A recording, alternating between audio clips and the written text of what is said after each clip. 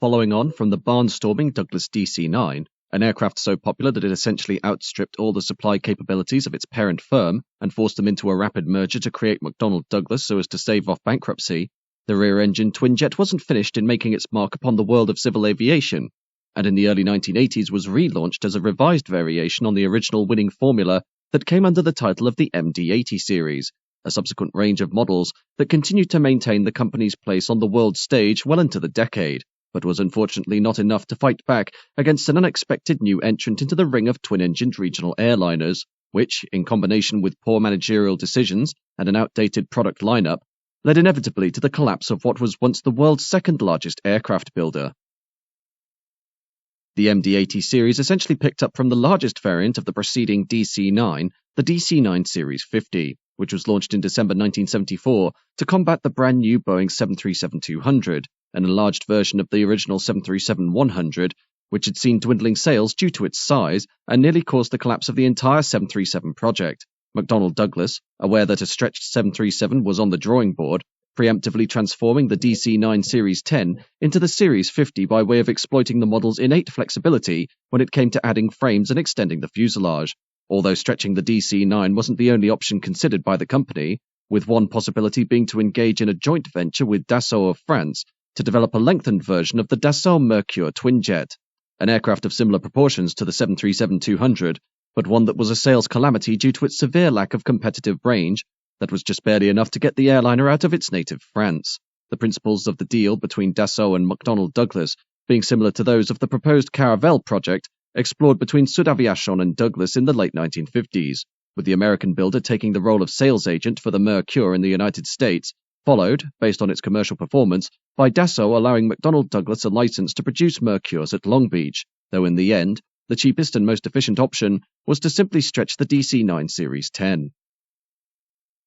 With the successful launch of the DC-9 Series 50 in 1974, it became rapidly apparent to McDonnell Douglas that the stretched formula was sound and could be employed on further derivatives so as to create a more favorable seat-per-mile cost ratio, while the only significant technical input for the project would be a requirement for more powerful but quieter engines so as to meet emerging noise abatement legislation, a matter that was resolved thanks to Pratt & Whitney's development of an 18,500-pound thrust version of the JT8D with a 49-inch diameter first-stage fan, 9 inches wider than those found on the original DC-9, with other alterations to the airframe, including a 12-foot 8-inch fuselage extension ahead of the wing box and a much shorter 1-foot 7-inch extension aft, which increased capacity by 25% and allowed for an overall seating accommodation for 172 passengers in single-class configuration, though this came at the cost of making the aircraft much heavier and thus required a new wing center section to be developed alongside 2-foot extensions to the wingtips. Other wing modifications including additional leading-edge slat positions and 3 spoilers on each wing, while the horizontal stabilizer was also increased, the new, larger wing allowing for greater fuel capacity that improved both range and endurance, although the main party piece of the new DC-9 variant was to be its inclusion of a digital flight deck, together with an improved cabin that allowed for larger overhead bins and fluorescent lighting.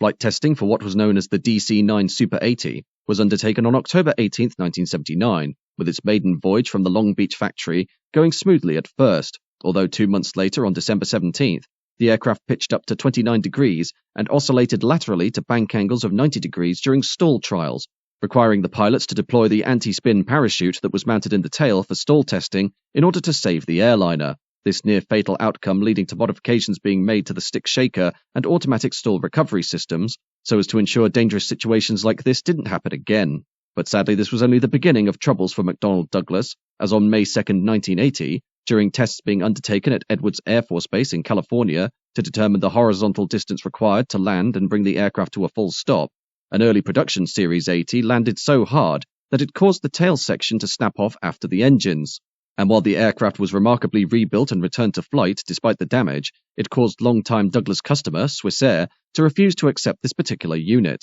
the aircraft being retained by McDonnell Douglas as a test mule until 1994, after which it was ultimately scrapped.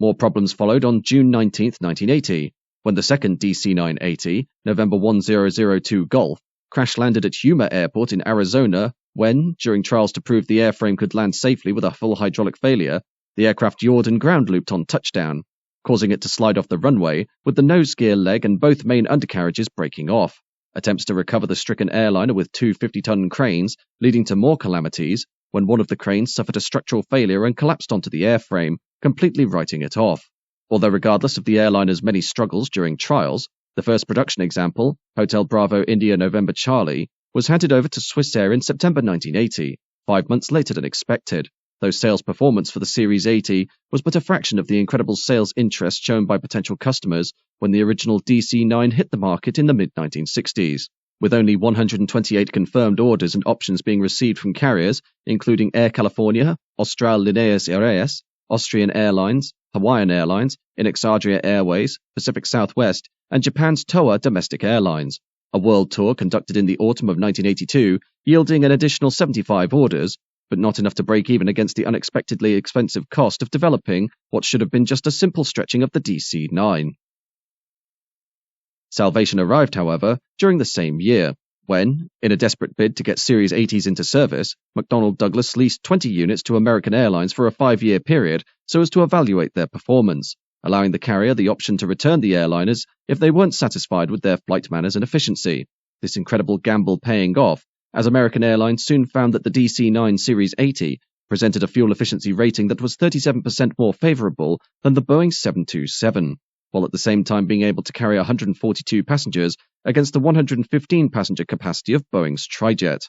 American quickly moving to order 362 examples, and thus making them the largest single operator of the Series 80, which, during the same year, was renamed from the Douglas DC-980 to the McDonnell Douglas MD-80, so as to reflect the model's many technical changes from the original DC-9, which itself was withdrawn from production in December 1982 after 976 units, 108 of which were of the DC-9 Series 81 and 82 derivatives. The first units to carry the name MD-80 being November 1005 Alpha and November 1005 Bravo, which were delivered to Venezuelan flag carrier Viasa at the end of the month.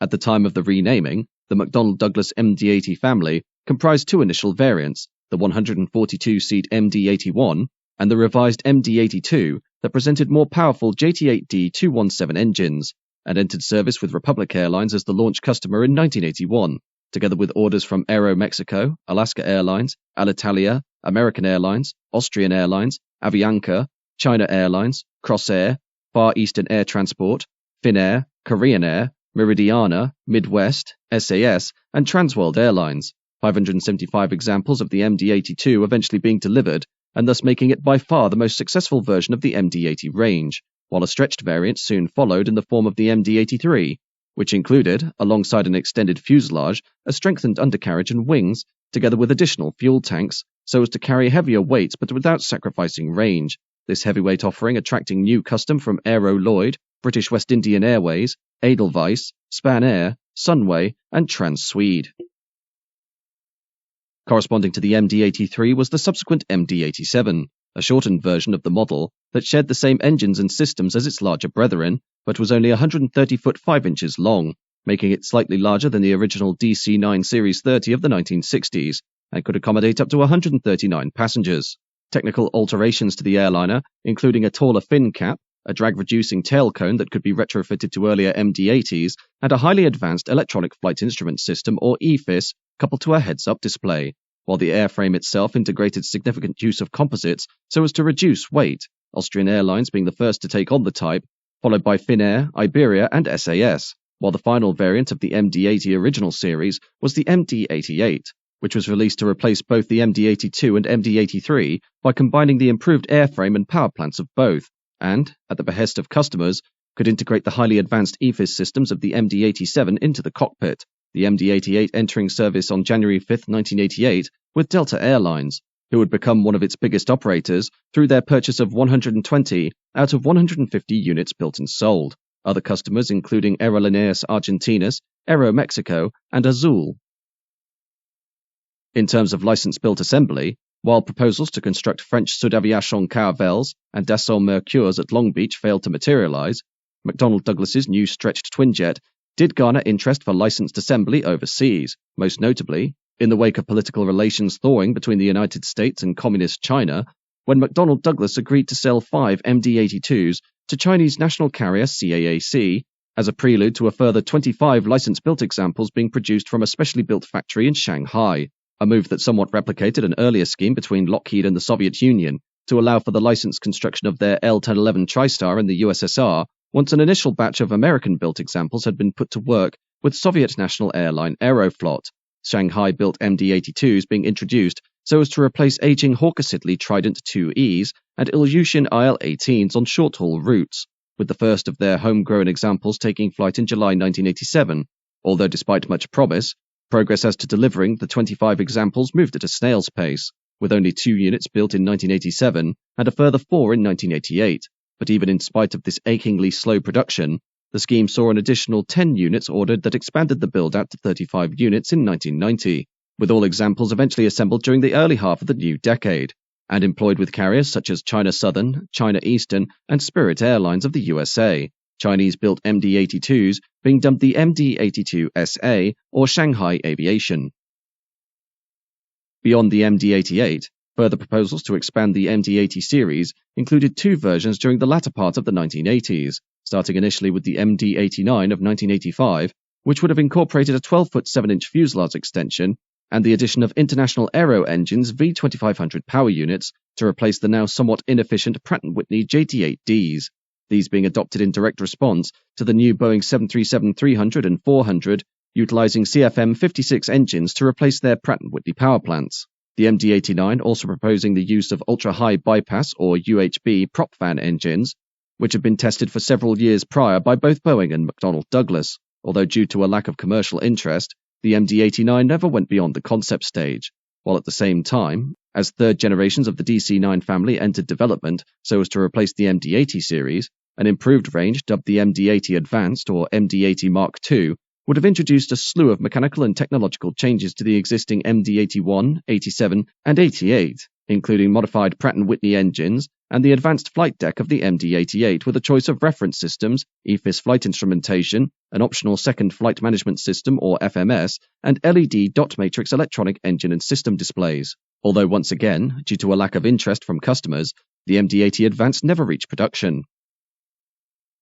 Instead, from the ashes of the MD-89 came the MD-90, which incorporated a stretched fuselage and carried over the International Aero Engines V2500 power units, with the MD-90 intending to be the pioneer of a third generation of the DC-9 family that would sport its own range of models as per the previous MD-80 series, the MD-90 replacing the MD-88 as the largest member of the fleet, while a later variant dubbed the MD-95 would be shorter and fill the role of the MD-87 for lower capacity services, the MD-90 undertaking its first flight in February 1993, prior to achieving FAA certification in 1994. The model, aside from the adoption of new engines and a lengthened fuselage, also differing from the MD-88 by way of an enhanced interior design, vacuity bathrooms, and improved electrical and auxiliary power systems, while other features include an upgraded digital environmental control system, lighter weight carbon brakes with a digital anti-skid system, and major improvements to the aircraft's hydraulics, an EFIS instrumentation system and flight management system coming as standard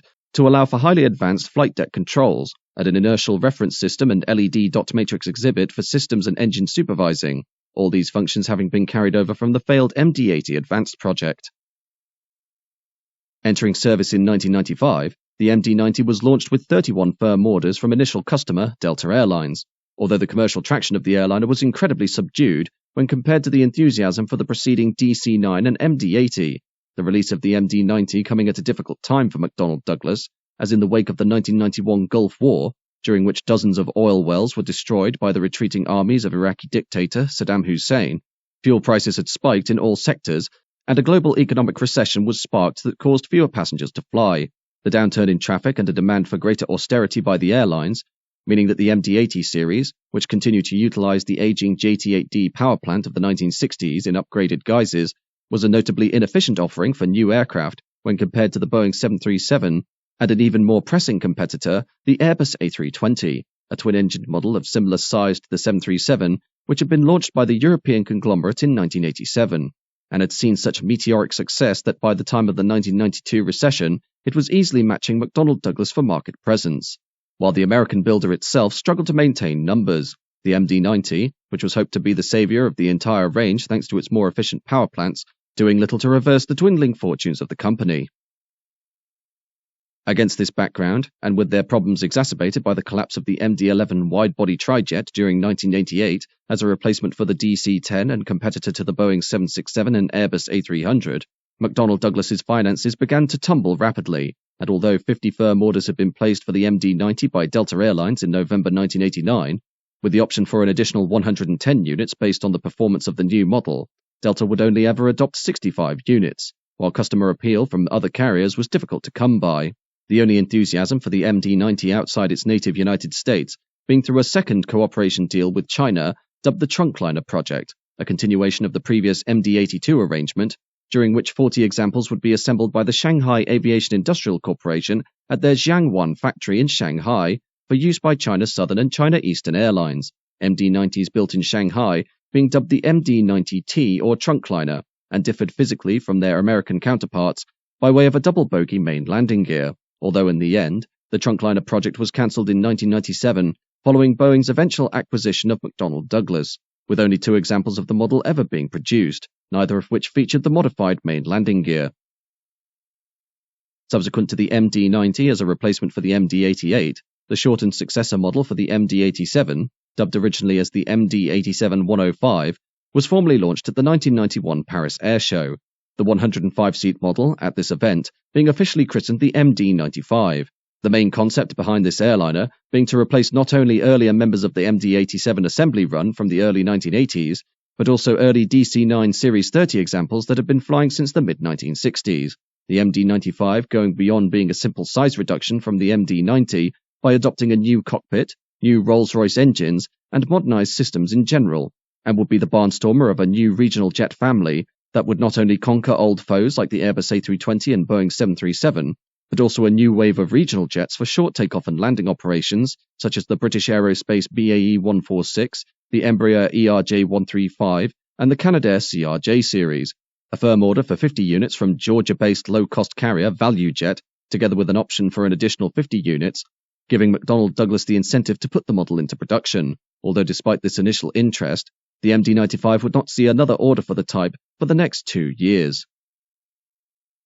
With McDonnell Douglas wishing to keep production costs as low as possible due to their market share facing its precipitous drop, their initial assumption was that the model would be built alongside the MD-90 as part of the Trunkliner scheme in China, although at no point in the contract was it stated that the Shanghai Aviation Industrial Corporation would agree to take on production for the MD-95, and thus legally the airliner could not be outsourced for Chinese construction. Assembly of the model eventually being deferred to several international partners, including the Haller Group of South Korea, Alenia of Italy, the Aerospace Industrial Development Corporation of Taiwan, Shinmaiwa of Japan, and the Korean Airlines Manufacturing Division. Assembly for the MD-95, in a break from its long-standing tradition of California-based construction, being instead undertaken at a new factory in Dallas, Texas, but following pressure from labor unions within the aircraft builder, who agreed to a pay freeze if it meant the MD-95 would be produced at Long Beach, proposals to build the aircraft in Texas were dropped, though before any major work could be undertaken on the MD-95 scheme, McDonnell Douglas, in the wake of the MD-11 debacle, and with the MD-80 and MD-90 series failing to garner any major commercial traction in a market saturated by Boeing 737s and Airbus A320s, faced financial collapse, with the company ultimately meeting its demise during August 1997, when Boeing merged the firm into their ranks amid a $13 billion stock swap. Boeing continuing production of the remaining MD-80 and MD-90 series, as well as the MD-11 in exclusively cargo form, until their final orders were fulfilled, after which these airliner ranges were axed from production by the end of 2000. However, amid the collapse of McDonnell Douglas, it was expected that the MD-95 project would never see the light of day, but despite all factors being placed against what could conceivably be an internal rival to the Boeing 737, the company chose to restart development of the MD-95 under a new guise dubbed the Boeing 717, a designation that had been skipped by Boeing during the 1960s due to it being already allocated to military tanker versions of their pioneering Boeing 707. Construction of the first Boeing 717 taking place in May 1998, followed by a formal rollout on June 10th and a maiden flight on September 2nd, the project being seen with great skepticism by observers at the time as Boeing struggled to find potential customers for the type beyond the 50 firm orders made by ValueJet, which were honoured by Air Tran, who acquired the former's assets following its scandalous collapse in November 1997 amid a series of horrendous crashes, most of which involved DC-9s and MD-80s. AirTran eventually becoming the launch customer of the type, when the first example flew with them on September 1, 1999,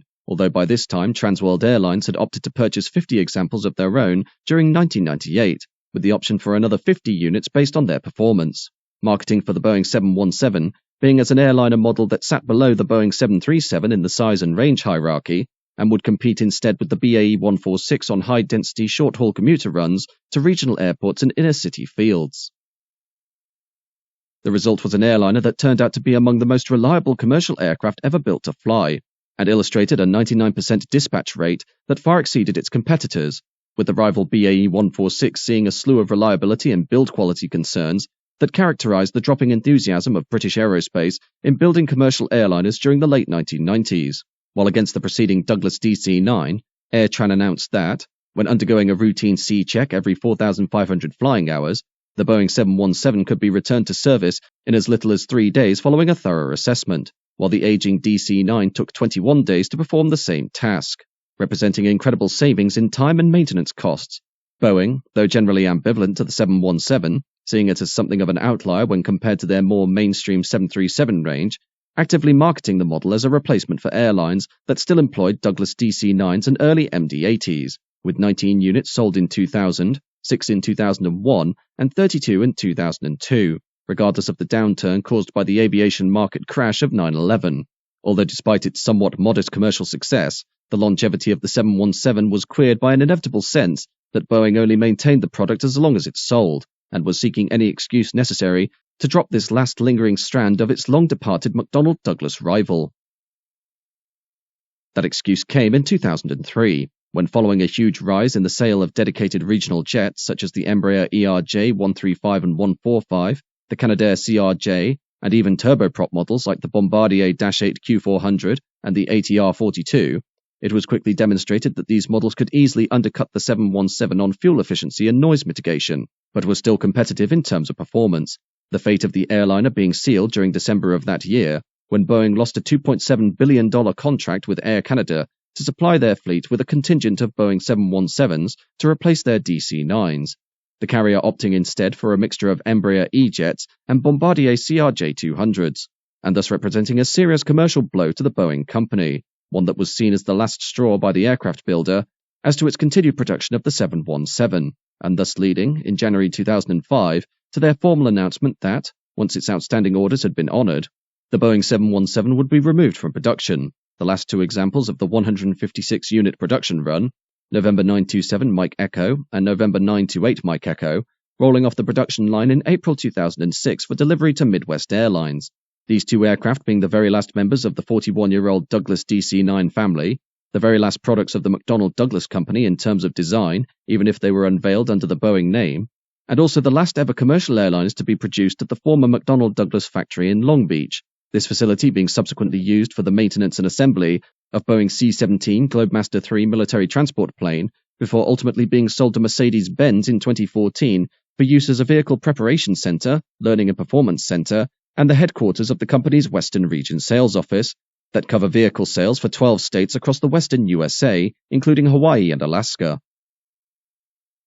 In terms of accidents, the McDonnell Douglas MD-80 Series was involved in 89 incidents with 1,446 fatalities. The MD-90 was involved in 3 incidents with 1 fatality, and the Boeing 717 in 5 incidents, but with no hull losses or casualties. The first incident involving the MD-80 taking place on December 1, 1981, when McDonnell Douglas MD-81, Yankee Uniform Alpha November Alpha, operating INEX Adria Aviopromet Flight 1308 from Ljubljana in Yugoslavia to Ajaccio on the island of Corsica, smashed into Mont San Pietro while approaching the airport due to a loss of spatial awareness in low visibility, resulting in the deaths of all 180 people aboard. This accident gaining much controversy due to the slow recovery of the dead from the crash site by the local authorities, with many of the victims, together with large sections of the crumpled airframe, being left deposited on the slopes of Mont San Pietro until May 2008, when a cleanup was undertaken as funded by the government of Slovenia, Adria Airways, and the Slovenian travel agency who organised the doomed charter flight Compass,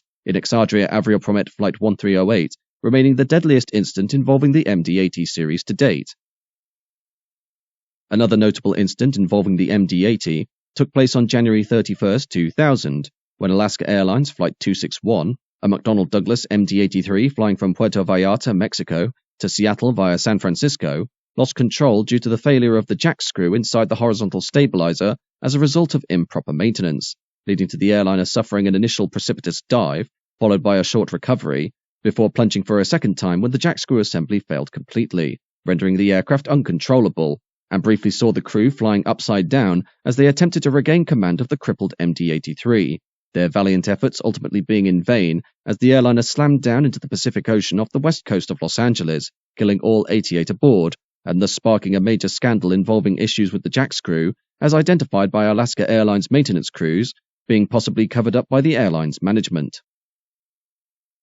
The first loss of an MD-80, and also its only fatal incident, took place on August 24, 1999, when Uni-Air Flight 873, flying from Taipei to Hualien, caught fire mid-flight and was forced to make an emergency landing at Hualien followed by a passenger evacuation, the aircraft burning up on the ground. While one passenger died of smoke inhalation 47 days after the incident, a pregnant woman suffered a miscarriage, and 27 others were injured. The Boeing 717, on the other hand, having suffered no fatal incidents or hull losses during its career as of early 2023, with the most significant events being one on-ground collision while taxiing, an emergency landing when the nose landing gear did not extend, and one attempted hijacking.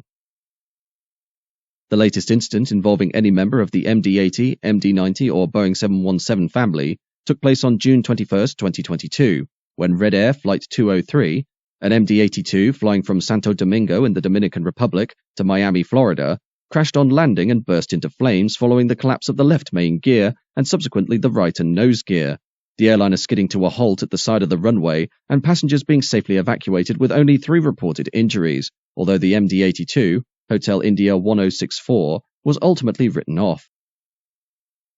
In the end, the sales performance of the McDonnell Douglas MD-80, MD-90 and Boeing 717 were essentially the product of how the DC-9 had performed prior to their development in the late 1970s and 80s, the DC-9 having placed itself into the fleets of carriers across the globe thanks to its incredibly flexible design and lack of viable competitors when it was first unveiled back in 1965, with only the rival BAC-111 presenting a potential opponent, but was hamstrung by various management decisions and the crash of its prototype that led to it being a poor choice for airlines against Douglas's superb new twinjet, cornering the market with such aplomb that it practically overworked the company into bankruptcy.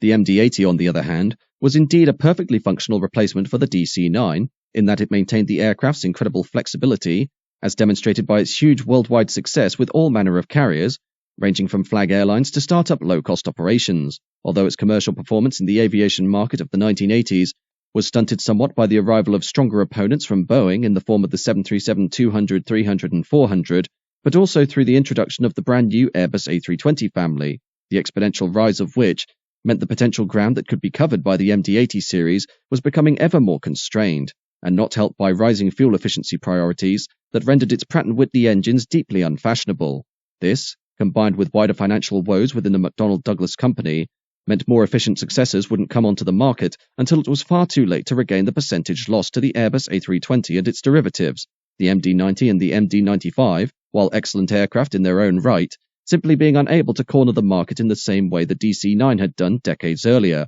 and with the commercial aviation scene being survival of the fittest, the collapse of the firm seemed inevitable, although even with McDonnell Douglas's demise during 1997, the continued production of the Boeing 717 and the modest sales success that airliner proved to be meant there was still some life left in the old bird by the time it was withdrawn in 2006.